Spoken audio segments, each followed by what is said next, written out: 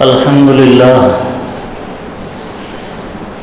لله نحمده ونستعينه ونستغفره ونؤمن به ونتوكل عليه ونعوذ بالله من شرور أنفسنا ومن سيئات أعمالنا من يهده الله فلا مضل له ومن يضلله فلا هادي له ونشهد أن لا إله إلا الله وحده لا شريك له ونشهد أن سيدنا ومولانا محمدا عبده ورسوله أعوذ بالله من الشيطان الرجيم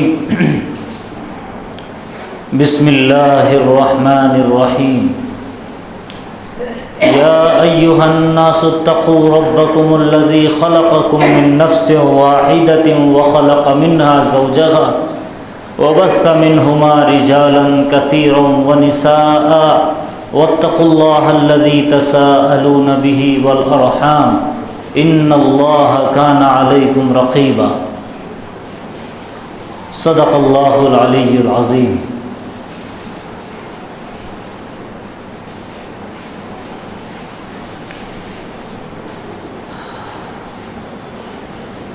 محترم سامعین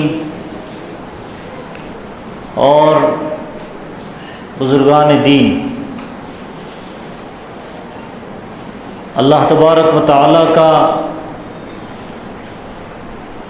بے انتہا اور لاکھوں کروڑوں اللہ کے ہم سب پر احسانات ہیں. ہم اگر اسے ان احسانات کو کاؤنٹ کرنا چاہیں، گننا چاہے تو گن نہیں سکتے، شمار نہیں کر سکتے. ہم اپنے آپ میں کبھی غور کریں تو پتہ چلے کہ ان گنت انعامات اور ان گنت احسانات سے اللہ نے ہم سبھی کو نوازا ہے. اللہ تبارک و تعالی دنیا میں امتحان لیتا ہے، آزمائش سے گزارتا ہے، کبھی کچھ دے کر تو کبھی کچھ لے کر، کبھی نواز کر تو کبھی نہ دے کر، کبھی گھر میں کسی کی موت کے ذریعے سے تو کبھی کسی کی پیدائش کے ذریعے سے. اللہ آزماتا ہے، امتحان لیتا ہے. لِيَبْلُوَكُمْ أَيُّكُمْ أَحْسَنُ عَمَلًا، وہ اس لیے آزماتا ہے تمہیں تاکہ وہ دیکھے کہ تم میں سے بہترین کوالٹی والا عمل کر کے کون آتا ہے. احسن عملا، اللہ نے یہ نہیں فرمایا کہ وہ یہ آزمانا چاہتا ہے کہ تم میں نیک کام کر کے کون آتا ہے، یا نماز پڑھ کے کون آتا ہے، یا روزے رکھ کر کے کون آتا ہے، یا دین کے کام کر کے کون آتا ہے. اللہ نے یہ نہیں فرمایا. اللہ فرماتا ہے ایکم احسن عملا، بہترین عمل، بہترین عمل، کوالٹی والا، جس میں حسن ہو، جس میں خوبی ہو، جس میں سدھار ہو، جس کو ہم حسین عمل کہے، بہترین عمل. جیسے ہم کوئی چیز مارکیٹ سے خرید کر کے لائے اور ایک ہوتا ہے سستی کوئی بھی چیز لے لی جو دل نہ ہمارا مانتا ہے پھر بھی لے لیا، نہ بچوں کو پسند ہے پھر بھی لے لیا، نہ گھر والوں کو پسند ہے پھر بھی گھر میں آ گئی. کوئی کھانا کھا رہے ہم، مزہ نہیں آ رہا، لطف اندوز نہیں ہو رہے اور کھا رہے ہیں، بس پیٹ بھرنا مقصد ہے، بھر لیا. لیکن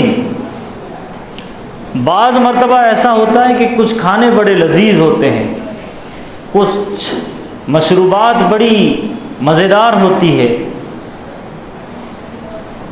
دل بھی مزے لیتا ہے، دماغ بھی مزے لیتا ہے، ماحول بھی مزے لیتا ہے، ایک عجیب سما بن جاتا ہے دوستوں میں، گھر والوں میں کہ کھانا بڑا غضب کا بنائے. اللہ تبارک و تعالیٰ بھی یہ دیکھنا چاہتا ہے کہ میرے بندو تم نماز تو پڑھتے ہو، لیکن جس نماز سے تم کو خود کو مزہ نہ آئے، جس روزے سے تمہیں خود کو لذت محسوس نہ ہو، جس نوافل سے تم کو خود کو سکون محسوس نہ ہو، ظاہر ہے کہ اللہ تبارک و تعالیٰ نے ایسا عمل کرنے کے لیے دنیا میں نہیں بھیجا۔ اللہ یہ چاہتا ہے کہ بہترین عمل کر کے آئے، کوالٹی والا، جس کو کرنے میں بھی مزہ آئے، اور خدا کے یہاں وہ جب جائے تو خدا بھی جھوم جائے کہ واہ میرے بندے شاباش، کیا تو نے عمل کیا ہے، کیا تو نے نیکی کی ہے، کیا ایمانی اور غیرت اور حمیت کے ساتھ، خشوع اور خضوع کے ساتھ اور اس کیفیت کے ساتھ تو نے وہ عمل کیا۔ اللہ فرشتوں کو بلا کر کے کہہ دے کہ میرا بندہ کتنا پیارا کام کر رہا ہے، کتنا خوبصورت کام کر رہا ہے۔ وہاں سے اللہ عرش اعظم سے فرشتوں کو بلا کر بتائے کہ دیکھو فلاں جگہ پر، فلاں بستی میں، فلاں محلے میں فلاں بندہ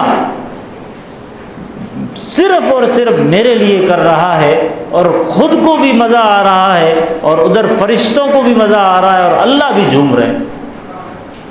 اللہ اس کے لیے دنیا میں بھیجتا ہے کہ ہم عمل کریں، لیبلوکم ایکم احسن، احسن، حسن بھی نہیں کہا، حسین بھی نہیں کہا، احسن، سب سے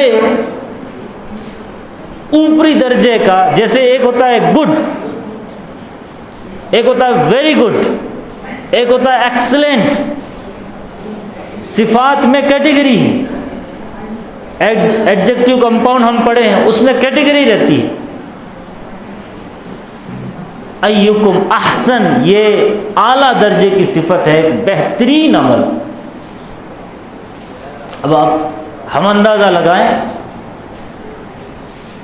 کہ ہم کہاں ہیں، اور ہماری نیکیاں، ہماری نمازیں، ہمارا معاملات، ہمارے اخلاقیات، ہماری معیشت، ہماری تجارت، ہماری ملازمت۔ آپ کے یہاں کوئی بندہ کام کرتا ہے اور اس نے کام کیا، آپ نے اس کو مزدوری دے دی، اور اسی کے ساتھ ایک بندہ ہوتا ہے جو کام بڑا خوبصورتی کے ساتھ کرتا ہے، تو آپ شام کو خوش ہو کر کے اس کو بونس دیتے ہیں کہ واہ اس نے بھی کام کیا، تو نے بھی کام کیا، یہ میری طرف سے تجھے گفٹ، ہدیہ۔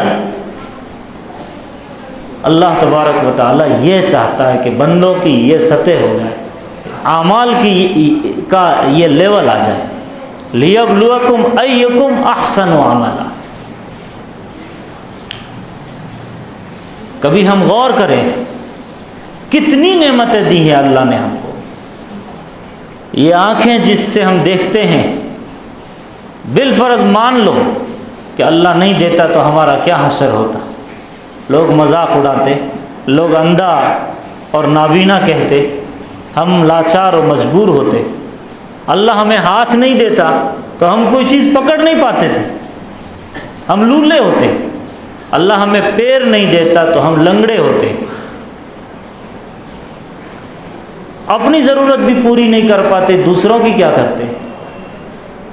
اللہ ہمیں دماغ نہیں دیتا، ہم پاگل ہوتے۔ اللہ ہمیں گھر نہیں دیتا، ہم بے گھر ہوتے۔ اللہ ہمیں اولاد نہیں دیتا تو ہم لاولد ہوتے۔ عورتوں میں چرچا ہوتا، گھر والوں میں چرچا ہوتا، لوگ مذاق اڑاتے، تانے کستے۔ اللہ ہمیں عزت نہیں دیتا تو ہم دنیا میں ذلیل ہوتے ہیں۔ بہت بڑی نعمت ہے عزت، تو کتنی نعمتیں ہیں۔ اللہ پھر ایمان نہیں دیتا تو ہم غیر ایمان والے ہوتے، کسی مندر میں، کسی گرودوارے میں، کسی کہیں جگہ پر ہم مخلوق کے سامنے در در کی ٹھوکریں کھاتے پھرتے۔ اللہ ہمیں قرآن نہیں دیتا تو ہم پھر گائیڈنس سے ورے اور پرے ہوتے۔ کیا اچھا ہے کیا برا ہے،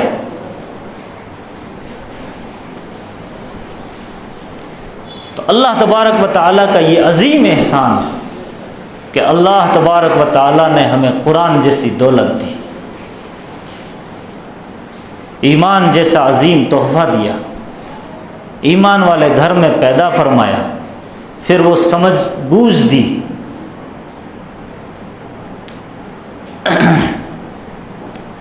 جو حضرات ماسک نہیں پہنے ہوئے پہن لے، باہر جاتے ٹائم تو بھی ماسک لگا کر باہر نکلے، باہر جاتے سمے بھی ماسک لگا کر کے پھر جائیں۔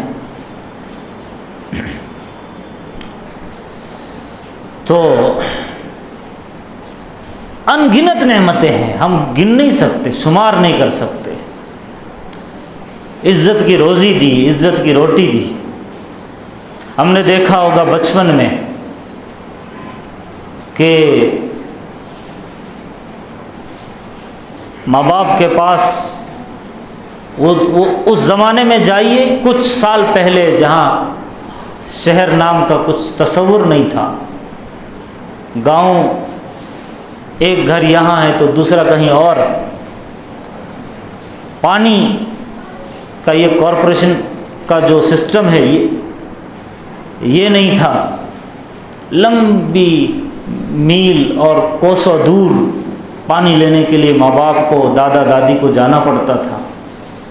اس زمانے میں، آج سے تقریباً 30-40 سال پہلے چلے جائیے، تقریباً 30 سال پہلے، اگر اس زمانے میں ماں باپ کو سائیکل مل جاتی اور سائیکل خرید کے لاتے تو آپ نے دیکھا ہوگا کہ بڑے شان سے چل رہے ہیں اور لوگوں میں چرچا ہوتا، اور اس کو صبح سویرے وہ صاف کر رہے ہیں، تیل ڈال رہے ہیں اور اس کی سروسنگ کر رہے ہیں۔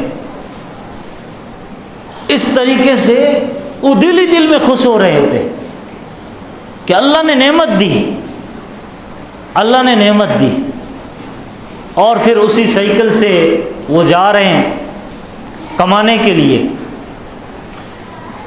لیکن ایک وہ زمانہ جس زمانے میں ماں باپ کے سائیکل ملنے پر بڑی خوشی ہوتی تھی، آج کا زمانہ کتنا ترقی کر چکا، اللہ نے کتنی نعمتیں دی، ہوا کے اعتبار سے اور لائٹ کے اعتبار سے، گھر کے اعتبار سے، گاڑی کے اعتبار سے، کیا عزتوں سے نوازتا ہے اللہ، ان گنت نعمتیں ہیں۔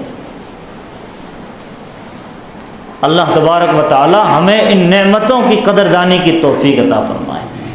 تو بہت ساری نعمت، ان ساری نعمتوں میں سب سے عظیم نعمت ایمان اور قرآن کی ہے۔ اللہ تبارک و تعالی نے قرآن میں آپ کو سمجھایا کہ باپ ہیں تو باپ کے حقوق کیا ہے، ماں ہیں تو ماں کے حقوق کیا ہے، بیوی ہے تو بیوی کے حقوق کیا ہے، آپ بیٹا ہیں تو بیٹے کے حقوق کیا ہے، آپ شوہر ہے تو شوہر کے حقوق کیا ہے۔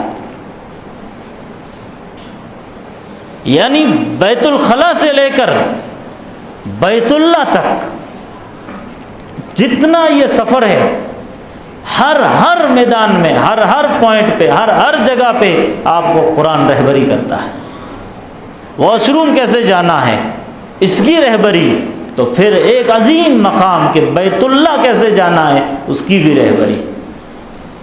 کسی بھی دھرم میں اتنی صفائی سے، اتنی وسعت سے، اتنی باریکی سے گائیڈنس موجود نہیں ہے۔ آپ نے تھوکنا کیسا ہے، راستے میں چل رہے ہیں ادھر تھوکنا یا ادھر تھوکنا، اس کا بھی طریقہ ہے۔ آپ نے پیشاب کر لیا تو ابھی صفائی کس طرح کرنا ہے، اس کا طریقہ۔ کپڑا میلا ہو گیا، اب اس میں لوگ سمجھتے ہیں کہ اس کا کون سا طریقہ ہو سکتا، کپڑا میلا ہو گیا، دھونا ہے اس کا طریقہ، آپ نہانے جا رہے ہیں اس کا طریقہ، آپ گندگی دور کر رہے ہیں اس کا طریقہ، آپ جھاڑو مار رہے ہیں اس کا طریقہ۔ کیا وہ چیز چھپی ہے یا کیا وہ زندگی کا کوئی گوشہ اور کونا ایسا ہے جس کے بارے میں شریعت رہنمائی نہیں کرتی؟ ایک گوشہ ایسا نہیں مل سکتا۔ تو بہت سارے ٹاپک ہیں، اس میں سے ایک عظیم ٹاپک ہے جس کو میں آج سٹارٹ کر رہا ہوں، وہ ہے کہ آپ ایک عظیم شوہر کیسے بنے۔ عظیم ماں کیسی ہو تو وہ مستورات میں بات ہو، عظیم بیوی کیسی ہو تو وہ جگہ ہے۔ لیکن ہمارے لیے گھر میں اگر میں شوہر ہوں تو میری کیا ذمہ داریاں ہیں، کیا کیا چیزیں دیکھنی ہیں۔ اللہ نے یہ جو میاں بیوی کا جوڑا بنایا، یہ حضرت آدم اور حضرت حوا علیہ السلام سے چلا ہے۔ اللہ نے یہ نکاح کا ایک عظیم سسٹم شریعت محمدی میں رکھا ہے۔ ہر دھرم میں، ہر قوم میں، ہر کمیونٹی میں آپ اگر تلاش کرو گے تو یہ نکاح کا سسٹم ہے۔ اسلام نہیں تھا اس سے پہلے سے، اور جن کی زندگیوں میں اسلام نہیں ہے وہاں بھی نکاح کا تصور ہے۔ جو لوگ انڈمان اور یہ جو جزیرہ ہے کالا پانی، جو جنگلوں میں رہتے ہیں، جو ننگے رہتے ہیں، ان میں بھی نکاح کا تصور ہے۔ یہ بہت بڑی نعمت ہے۔ لیکن کچھ سالوں سے ہمارے ایجوکیشن سسٹم کے ذریعے سے، ہمارے پولیٹیکل سسٹم کے ذریعے سے، ہمارے معاشی سسٹم کے ذریعے سے، سماجک سسٹم کے ذریعے سے اس چیز کو بکھیرا جا رہا ہے، نکاح کے تصور کو ختم کیا جا رہا ہے۔ نکاح سے نوجوان بچے بھاگ رہے ہیں، نکاح نہ کرنے کو ترجیح دے رہے ہیں، شادی کو بربادی کے نام سے یاد کرتے ہیں۔ کیوں ہوا؟ اس لیے کہ یہ سارا سسٹم بکھر گیا۔ جن بنیادوں پر یہ عمارت، گھر کی تعمیر نو، گھر کا سسٹم، اور پھر بچوں کا سسٹم، پھر ماں باپ کا سسٹم، پھر محلہ، پھر گاؤں، اور پھر ملک، یہ جو شروعات ایک ہسبینڈ اور وائف سے شروعات ہوتی ہے، اس تصور کو ختم کر دیا گیا۔ کیوں؟ اس کا متبادل آ گیا، اس کے بدلے میں کوئی اور چیز آ گئی، وہ آسان لگتی ہے لوگوں کو۔ نکاح مہنگا لگتا ہے، مشکل لگتا ہے، زنا آسان لگتا ہے، سستا لگتا ہے۔ کیوں؟ ماحول کے ذریعے سے، یورپین کلچر کے ذریعے سے اس سسٹم کو ختم کیا۔ اور بدقسمتی ہماری کہ اس ملک میں حالیہ چند دن پہلے ملک میں ایسے ایسے قانون پاس ہوئے جس کی وجہ سے نکاح کی اور یہ جو جڑ تھی کمزور ہو گئی۔ اس کا متبادل زنا ہے، اس کا متبادل لیونگ ریلیشن شپ ہے، اس کا متبادل لڑکے اور لڑکیوں کا آزادانہ اپنی مرضی سے اختلاط ہے، اور اس کا متبادل اب تو ایسے کچھ اڈے بن گئے جہاں انسان اپنی ضرورت پوری کر لیتا ہے، باقاعدہ ان کو لائسنس ملتا ہے، باقاعدہ ان کو پرمیشن ملتا ہے۔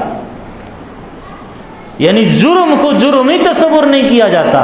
ایک کلچر، ایک فطرت، انسان کا دل اور دماغ بولے کہ یہ غلط ہے، لیکن اس غلط طریقے کو حکومت پرمیشن دے، باقاعدہ اجازت دے دے، ان کے پاس پرمیشن کا سرٹیفکیٹ رہتا ہے، اور پھر گناہ ہوتے ہیں۔ یعنی آپ ہر گناہ کا کام اگر پرمیشن اور اجازت اور سسٹمیٹک اور پروفیشنل انداز میں کرتے ہیں تو پھر وہ گناہ نہیں رہتا۔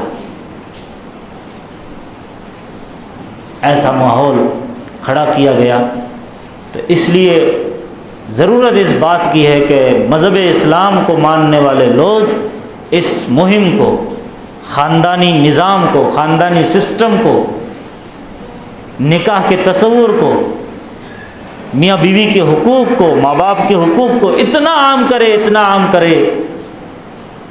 اور ویسے بھی جو سمجھدار لوگ ہیں، جو پڑھے لکھے لوگ ہیں، جنہوں نے یورپین کلچر اپنایا، اب وہ تھک چکے ہیں، ہار چکے ہیں، وہ لکھ رہے ہیں برباد ہو گئی زندگیاں۔ کچھ دن کا مزے کے لیے انہوں نے اپنایا، لیکن اب زندگی اجیرن بن گئی۔ اس لیے ان کے سامنے یہ سسٹم پیش کرے۔ ایک ہسبینڈ کی سب سے بڑی ذمہ داری یہ ہوتی ہے کہ وہ رسپانسبل ہو، ذمہ دار ہو۔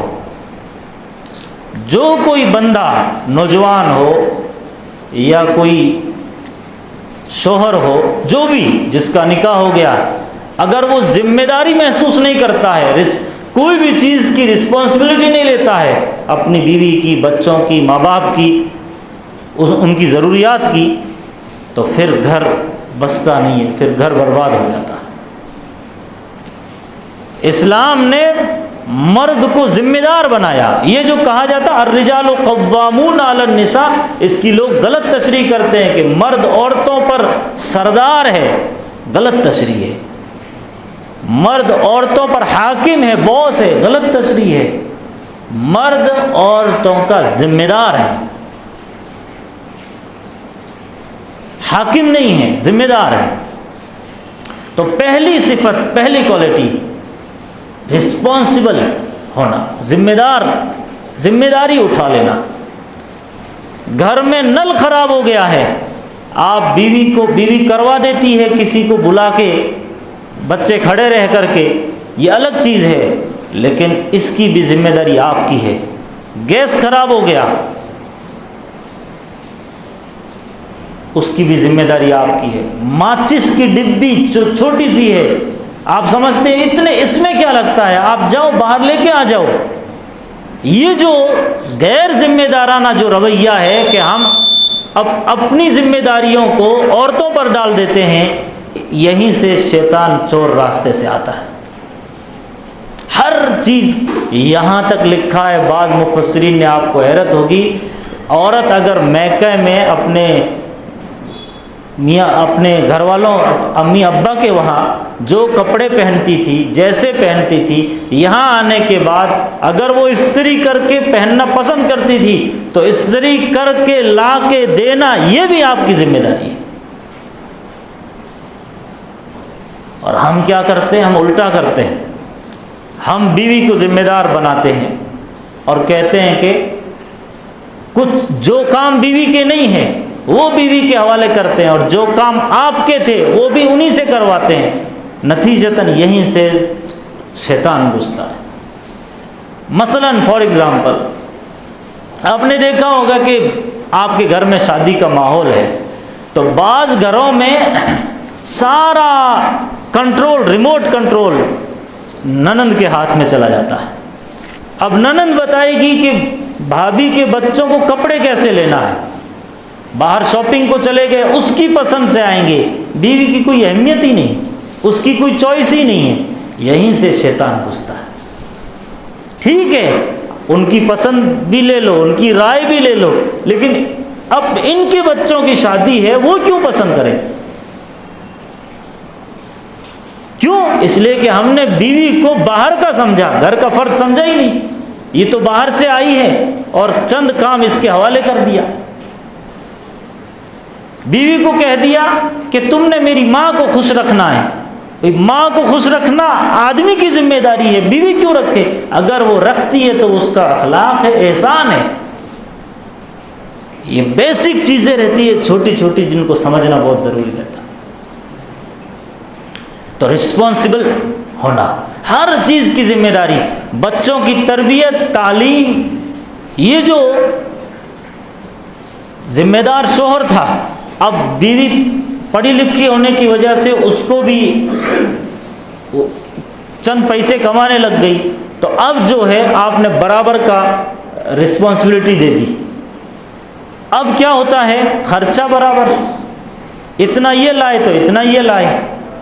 یہیں سے شیطان گھستا ہے۔ وہ احسان اور اخلاق کا معاملہ الگ ہے، لیکن رسپانسبل آدمی ہے۔ اور دوسری کوالٹی ہے ایک ہسبینڈ کی، تحمل مزاجی۔ میں بات ختم کرتا ہوں 5 منٹ میں۔ تحمل مزاج ہونا آدمی کے لیے ضروری ہے۔ تحمل مزاج کسے کہتے ہیں؟ کہ جب گھر میں کچھ کرائسس ہو جائے، کچھ رسہ کشی ہو جائے، ایسے موقع پر آپ کو کرائسس مینجمنٹ آنا چاہیے کہ اس سسٹم کو، اس بگاڑ کو مینیج کر لینے کا ہنر آپ کے پاس ہو۔ اگر آپ کے پاس ہنر نہیں، آپ پلہ جھاڑتے ہیں، آپ کسی اور پر تھوپ دیتے ہیں، تو پھر ظاہر ہے کہ یہیں سے پھر چھوٹی سی چنگاری تھی وہ بڑھتی چلی جاتی ہے، پھر بار بار ہوتا ہے، پھر اور بڑھتا چلا جاتا ہے۔ نبی علیہ الصلوۃ والسلام ایک موقع پر حضرت عائشہ صدیقہ رضی اللہ تعالی عنہ اور آپ کے درمیان بحث ہوئی. یہ ہم سب کے سبق کے لیے ہے، عبرت کے لیے. بحث ہوئی، اتنے میں حضرت ابو بکر صدیق آ گئے گھر میں. تو نبی نے فرمایا چلو آپ آ گئے تو آپ ہی ہمارا فیصلہ کر دو. کچھ عنوان تھا. تو اب دیکھیے، ایک عورت بڑی نازک ہوتی ہے. عورت کا مزاج دیکھیے. حضرت عائشہ ام المؤمنین، ہم سب کی ماں، جن پر ہزاروں جانیں قربان، امت کی عظیم فقیہہ محدثہ ہیں، کئی ہزار حدیثیں ان سے مروی ہیں.